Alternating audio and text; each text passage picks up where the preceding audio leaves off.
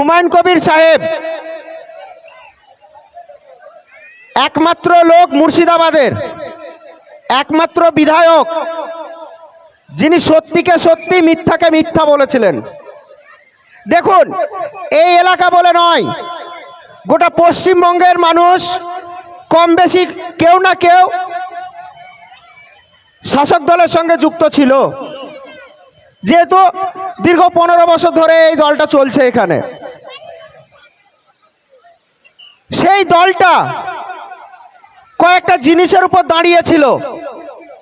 1 নম্বর হলো মিথ্যে, 2 নম্বর হলো মিথ্যে, 3 নম্বর হলো মুখোশ, 4 নম্বর হলো মিথ্যে। এবার মিথ্যে মিথ্যে মুখোশ ব্যাপারটা কি? ছোট্ট, আপনারা সকলেই রাজনৈতিক সচেতন মানুষ, নিশ্চয় আমার থেকে আপনারা অনেক বেশি রাজনীতিভাবে খোঁজ খবর রাখেন। 2021 সালে যখন নির্বাচন হয়েছিল, সেই 21 সালের নির্বাচনে এমন একটা সিচুয়েশন তৈরি করা হয়েছিল, বর্তমান শাসক দল যেটা ভারতবর্ষে শাসন করছে বিজেপির মতো সাম্প্রদায়িক দল, কি জিনিস তৈরি করেছিল যে আমরা এনআরসি করব, এনআরসি করে মুসলিমদের নাম কেটে দেব, তাদেরকে ডিটেনশন ক্যাম্পে ভোটার করে ডিটেনশন ক্যাম্পে পাঠাবো, দেশ থেকে তাড়িয়ে দেব। আর সেই সময় বিজেপির নেতারা বিভিন্ন জনসভায়, বিভিন্ন মিডিয়াতে, সোশ্যাল মিডিয়াতে আমরা প্রতিনিয়ত দেখতাম একটা বিশেষ সংখ্যালঘু মুসলিম ভাইদের জন্য কিভাবে বিষোদ্গার করছে, কিভাবে বিতৃষ্ণামূলক কথাবার্তা বলছে, কিভাবে উস্কানিমূলক কথাবার্তা বলতে। খুব স্বাভাবিকভাবেই বন্ধুরা, আমরা যারা সংখ্যালঘু সম্প্রদায়ের মানুষ আমরা ভয় পেয়ে যেতাম, ভয় পেয়ে গিয়েও ছিলাম। এমনও ঘটনা ঘটেছে, আমি নিজে সাক্ষী। এমন একটা যে জায়গায় একজন সংখ্যালঘু সম্প্রদায় স্কুল মাস্টার, তিনি রিটায়ার্ড করেছেন, কোন ক্রমে 2 তলা বাড়ি করেছেন একটা।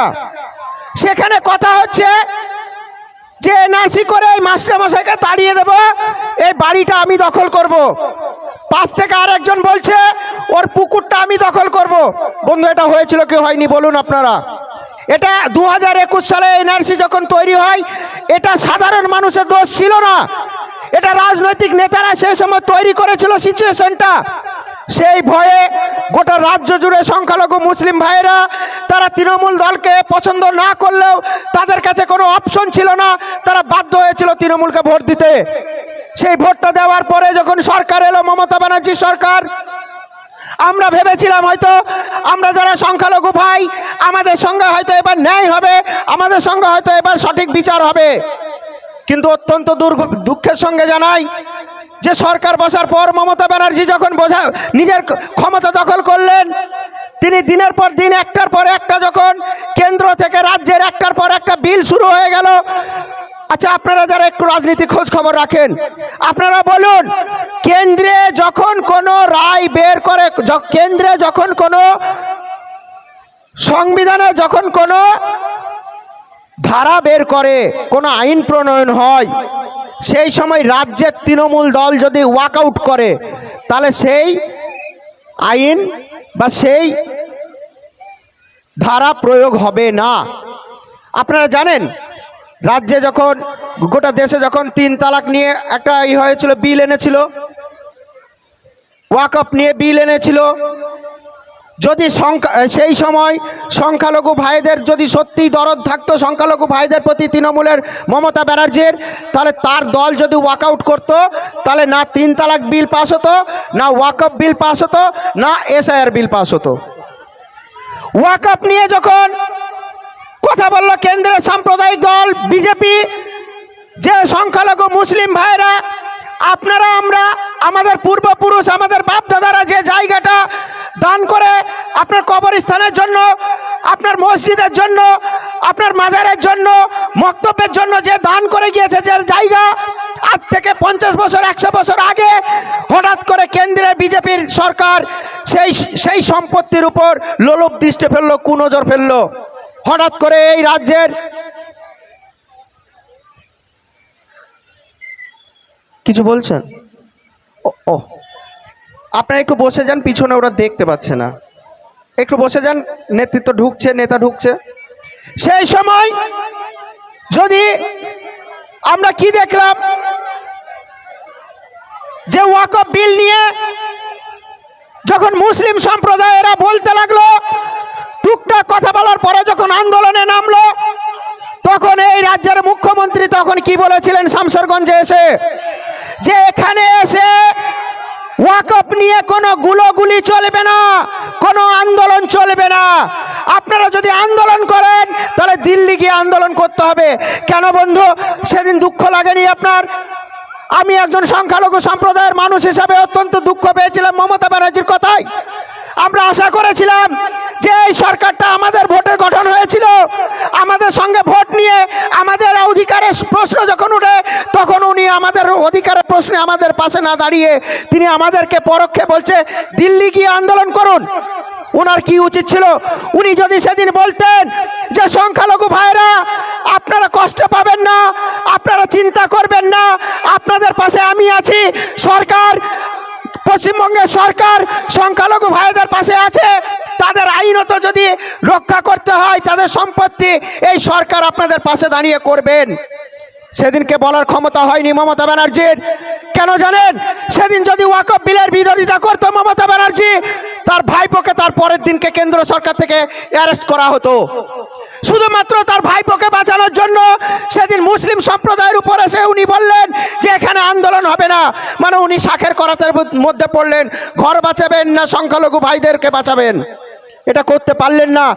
যখন সংখ্যালঘু ভাইদেরকে বলা হচ্ছে দিল্লিতে, তাহলে আজকের দিনে আপনারা বলুন, আবার সময় এসেছে ভোট দেওয়ার, আজকে তাদের লজ্জা লাগা উচিত সংখ্যালঘু ভাইদের কাছে এসে ভোট চাওয়া, যে আমাদেরকে যদি আন্দোলন করতে হয় দিল্লি গিয়ে, আমাদের অধিকারের প্রশ্ন যদি দিল্লিতে গিয়ে বলতে হয়, তাহলে ভোটটাও আপনি দিল্লিতে গিয়ে চাইবেন।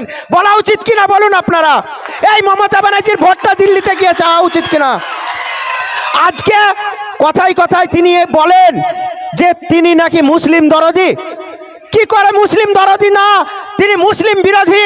আমি প্রমাণ করে দেব আপনাদেরকে একটার পর একটা। তিনি বলছেন কদিন আগে এসআইআরে যখন আপনার মতো আমার মতো হাজার হাজার নাম, লক্ষ লক্ষ নাম কেটে গেল, একজন মুসলিম ও অ্যাডভোকেট তিনি একটা প্রতিবাদ সভায় ছিলেন। আপনারা সবাই জানেন আজকের দিনে সোশ্যাল মিডিয়া, তিনি যেখানে প্রতিবাদ সভায় অংশগ্রহণ করেছিলেন, তিনি নিজে দাঁড়িয়ে সেখানকার মবটাকে, সেখানকার প্রতিবাদটাকে তিনি থামিয়েছিলেন। সেখানকার এসপি ডিএসপির ক্ষমতা হয়নি, এসপিডিএম এর ক্ষমতা হয়নি, যেটা মুফাক্কারুল করেছিল, তিনি সকলকে শান্ত করেছিলেন সেদিন।